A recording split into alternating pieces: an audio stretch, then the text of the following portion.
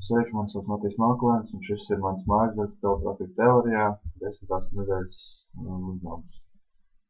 Tātad galvenais uzdevums ir izveidot pašam savu Python skriptu, kas mēra konkrētas lietas. Tātad datu pārsūtīto datu laiku un lokāla interfeisā un Ethernet interfeisā. Tātad šeit ir redzami stafa uzdotie uzdevumi 10. nedēļā. Šeit ir definēts, ka jāizveido savs Python skripts, kas mēra pašu datu ātrumu lokāla interfeisā un Ethernet interfeisā. Tātad laiku, kurā tiek pārsūtīts konkrētais datu fails. Šis fails, ko es izveidoju, ir nedaudz lielāks par 1 megabaitu. Tad pārbaudīsim, cik ilgā laikā tas tiek pārsūtīts no posta uz serveri. Tātad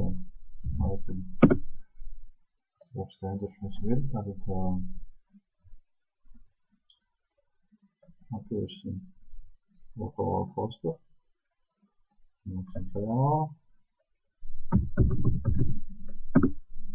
Atvērsim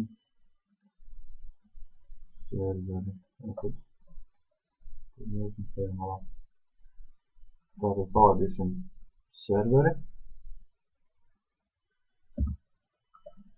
Redzam, kad izglītās komandas parāda, kad sockets ir veiksmīgi izveidots. Socket tika veiksmīgi sasaistīts ar klientu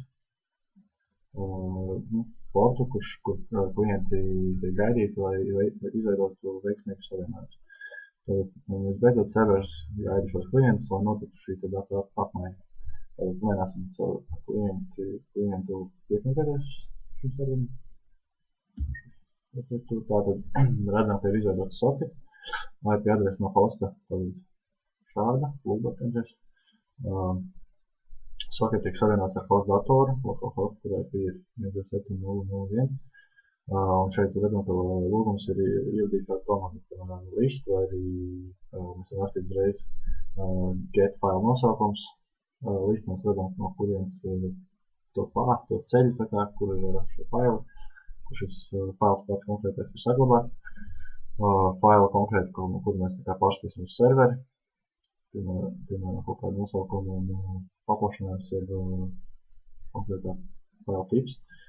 Ar komandu quit, kas tiek definēts failā, skriptā, mēs varam šo procesu izbeigt. Tad vienam sakošu komandu pamēģināsim, piemēram, list.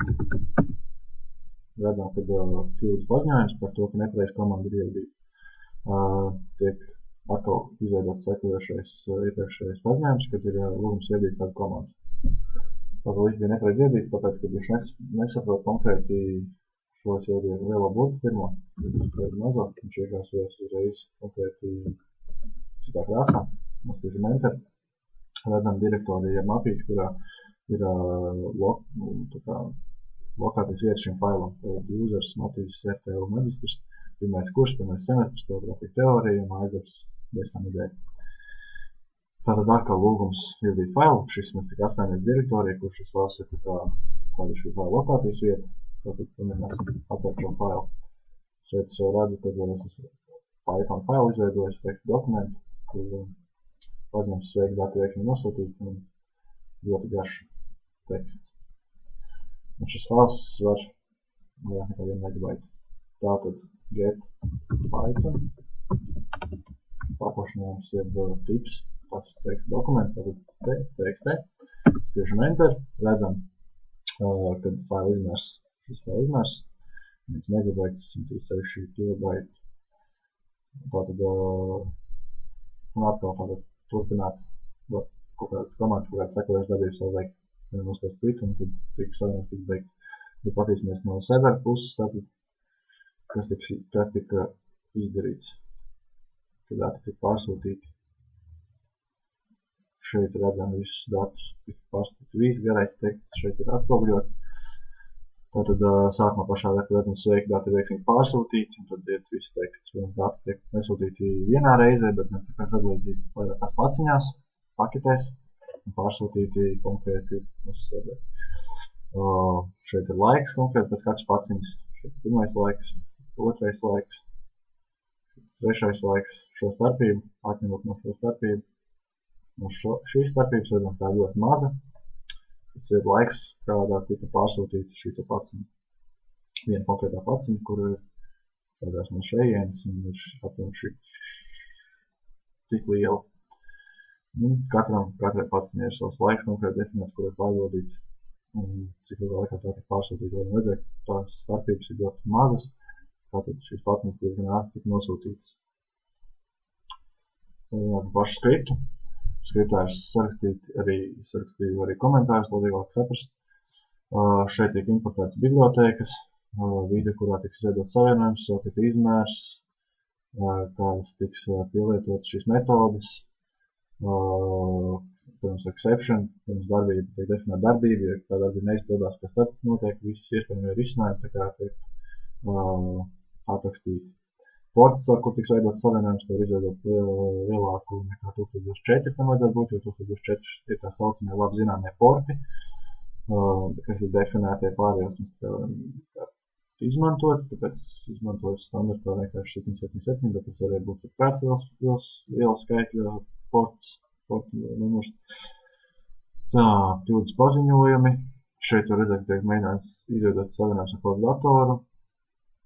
Kad tiek izveidot savienojums, var tiek izveidīts arī hosta IP adrese attālinātā. Portu numurs, ar kuru tiek izveidots savienojums. Tātad komanda, kā tiek izvadīta. Protams, beidzot savienojums tiek aizvērts. Tātad, jā.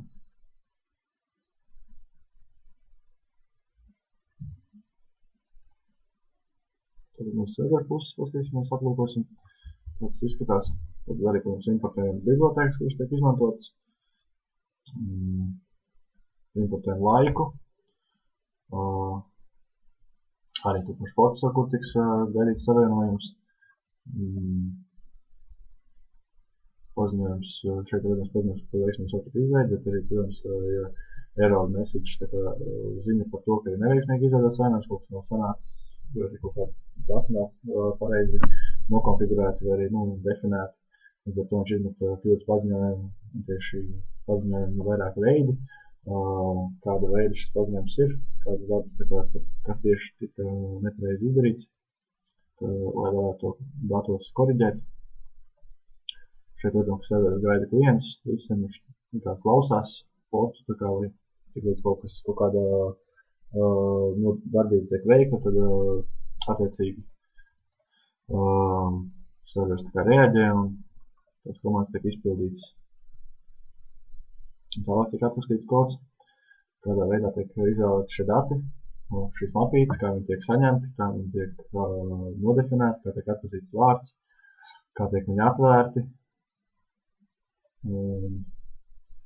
Jā, arī, protams, kļūdas paziņojumi visi, kad ja savienojums nebija pareizi izveidots, tad kā viņi tika atpazīst, kā viņi koriģēt, meklēt, kur ir tā problēma.